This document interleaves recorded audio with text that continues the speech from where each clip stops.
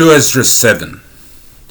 When I finished speaking, the same angel that had been sent to me on the earlier nights appeared again. He said, "Stand up, Ezra, and listen to what I have come to tell you." "Go ahead, sir," I said. He continued, "Picture in your mind a broad immense sea spreading over a vast area, but with an entrance no wider than a river. No one who wishes to enter that sea, whether to visit or control it, can reach its broad expanse of water without passing through the narrow entrance. Or take another example. Picture a city built on a plain. The city is full of all kinds of good things, but the entrance to it is narrow and steep, with fire on one side and deep water on the other. The one path between the fire and water is so narrow that only one person at a time may walk on it. If anyone inherits a city, he cannot take possession of his inheritance without passing through this dangerous entrance." "That is right, sir," I said. "That is how it is with the people of Israel," he added. "I made this world for their sake, but when Adam broke my commands, the world came under my judgment. When the entrances into this world were made narrow and difficult to travel, they were rough, dangerous, and few in number. But the entrances of the great world to come are wide and safe and lead to immortality. Everyone who lives must walk the narrow, meaningless ways of this world in order to receive the blessings stored up in the world to come." "Everyone who lives. Sir Ezra, why are you upset and disturbed by the thought that you are mortal and must die? Why don't you think about the age to come rather than the present age?" I answered, "Lord and Master, in the law you said the righteous would receive all these blessings, but the wicked would perish. The righteous then can endure all the difficulties of this narrow way because they look forward to the broad and open life of the future. But the wicked must pass through the narrow way without any hope of seeing the broad and open life." The angel replied, "Do you think you are a better judge than God? Do you think you are wiser than God Most High? It is better to let many people of the present age perish than to allow them to neglect the law that God has given them. God has given clear commandments to everyone coming to this world, telling them what they should do to obtain life and to avoid punishment. But the wicked will not listen and refuse to obey him. In their foolishness they made their own wicked and deceitful plans. They deny the existence of God Most High and refuse to follow his ways. They have rejected the law, his law, refused to keep his promises, disobeyed his decrees, and failed to do what he commanded. That's the reason, Ezra, that there is emptiness for the empty and fullness for the full. The time is coming when all these signs will take place. The invisible city, the hidden city, will appear, and the land that is now hidden will be seen." The lost kingdom. Everyone who survives the calamities I predicted will also see the wonderful things I will do. My son the Messiah will be revealed, together with those who come with him. He'll bring 400 years of happiness to all these survivors. At the end of that time, my son the Messiah and all human beings will die. Then the world will return to its usual silence. For 7 days will be like it was at the beginning. No one will be left alive. After 7 days, this corrupt age will pass out of existence, and a new age will be awakened. The ground will give up the dead who sleep there in silence, and the souls of the dead will be released from the places where they've been kept. God Most High will appear on his judgment seat. Mercy and patience will vanish completely and be replaced by judgment.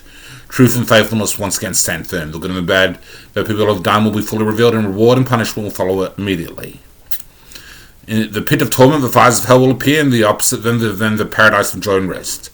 Then God Most High will say to the nations that have been raised from the dead, "Look, I am the one whom you have denied and refused to serve. It is my commands that you have rejected. Look around you, there is joy and peace in one direction, fire and torment in the other." That's what we'll say to them on Judgment Day. On Judgment Day there will be no sun, moon, or stars, no cloud, thunder or lightning, no wind, water, or air, no darkness, evening or morning. No summer, spring, or winter, no heat, frost, or cold, no hail, rain, or dew. No noon, night, or dawn. No dull light, brightness, or light. The only light will be the dazzling brightness of God Most High, making it possible for everyone to see. The judgment will last 7 years. That's the arrangement I have made for Judgment Day, but I have revealed these things only to you. Then I said, "Lord, I repeat what I said earlier. How fortunate are the people who can live now and obey your commands." And it goes on.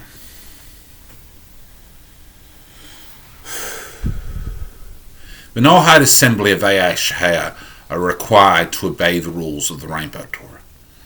To enter into the kingdom of God, what Ezra is driving at, the author of this work is driving at, is that it doesn't really change. You have to acknowledge God. You have to acknowledge the ways of right behavior, decent behavior, good behavior. The Rainbow Torah illustrates a certain code. Approximately the 7 laws of Noah fill that to a degree. The Talmudic 7 laws of Noah. They're approximately it, but there's other stuff. There's other principles in there apart from those 7 laws, and It's rough guide to it. It's a Pharisaical invention and development, but it roughly equates to that. It also, to a degree, equates to the Ten Commandments, but there's no real strong Sabbath idea in the Rainbow Torah. Only God observes the Sabbath. So we observe the rules of God and we keep them in the Rainbow Torah.